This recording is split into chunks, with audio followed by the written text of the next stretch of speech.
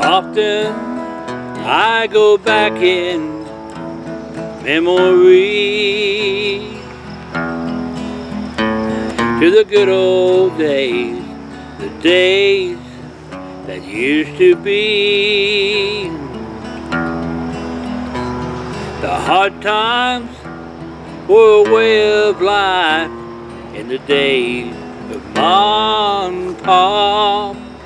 But the hard times were the best time of all. The hard times were the good times.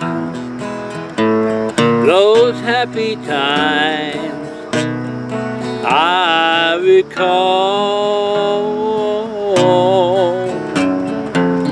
Luxuries and money were things we seldom saw, but the hard times were the best times of all.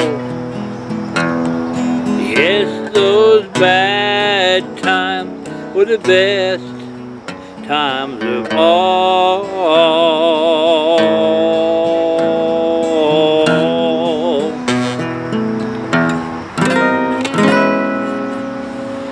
Well, hello folks, and we'd just like to welcome you today to another episode of the story behind the song. And as I said before, a lot of these songs people write, some are fictitious, some actually come from a true story or maybe something someone has seen. You know, writers a lot of times have to read between the lines, and they a lot of times see things that other people don't see. Therefore, they are writers.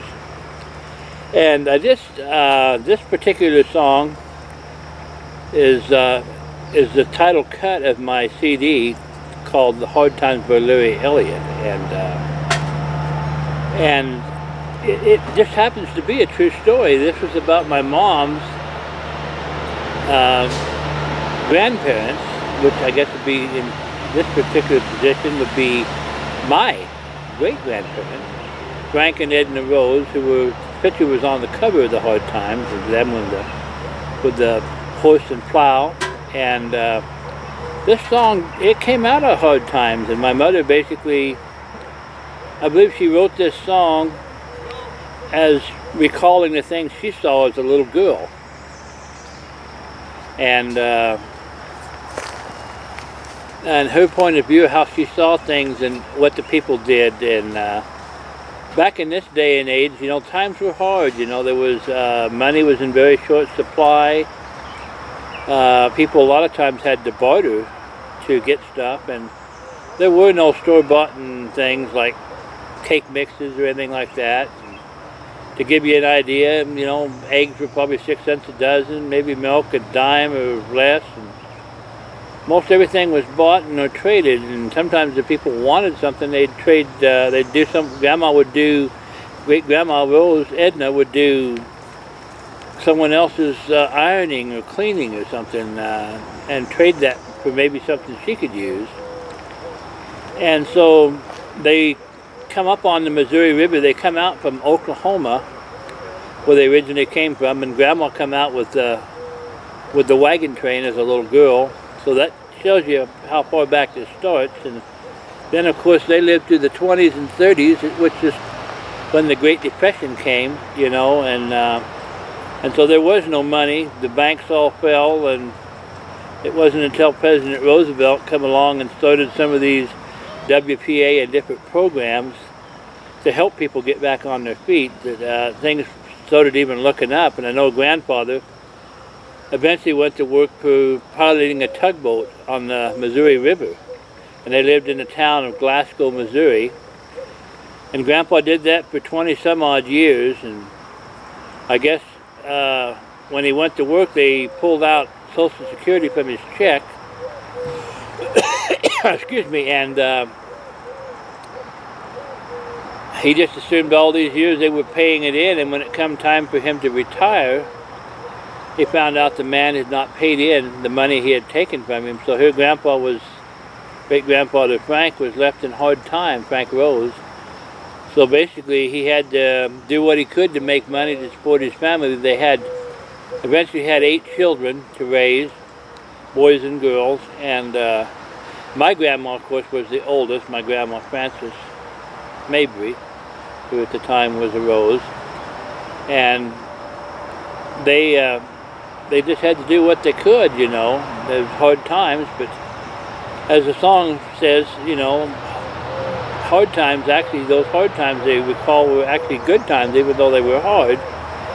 And I think the reason because of that is because it brought a closeness in the family. People were more personal with one another. You know, Grandma and Grandpa, Grandma never learned to, she couldn't read and write at all, and what little writing she used to write me letters, and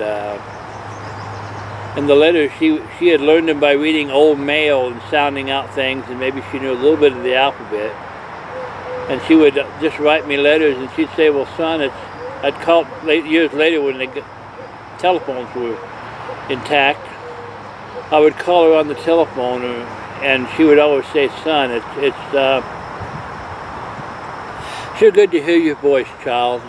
And she'll say, like, I've made it another year up on this mountain. By then, they'd moved up on a hill. Their daughter had financed some property for them, and they built a house up on the hill where one had burnt down. And so therefore, that's where they lived, and they used to call it Rose Hill, you know. And there was a gate down at the bottom. And, you know, Grandma and Grandpa lived a lot of years, and Grandpa, after the fall of all the banks, didn't really trust money. Nobody trusted banks to be, you know, to keep your money after they supposedly took all you had, which was very little. You figure you was working for $1 a day or less back then, you know, and everything was cheap, but your wages were very cheap too. You might work all day for $1. So basically,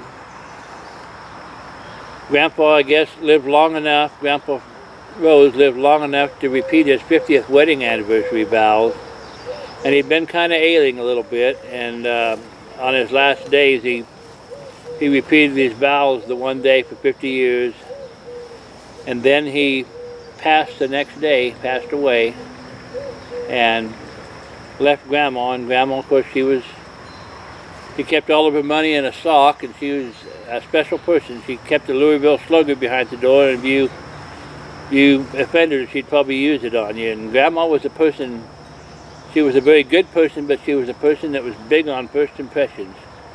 And if she didn't like you the first time she met you, she probably wouldn't like you. And very seldom did she ever recant or change her mind.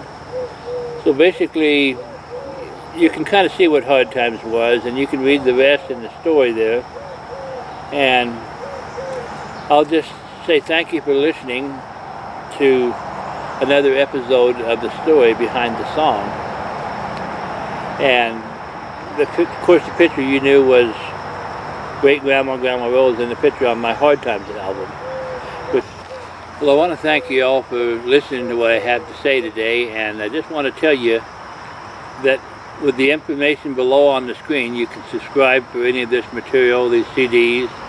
Until next time, this is Larry Elliott speaking to you from the song behind the story, and I hope you'll stay tuned to my blog on LarryElliottMusic.com. I just say thank you, and God bless you, and keep listening, because there's more to come.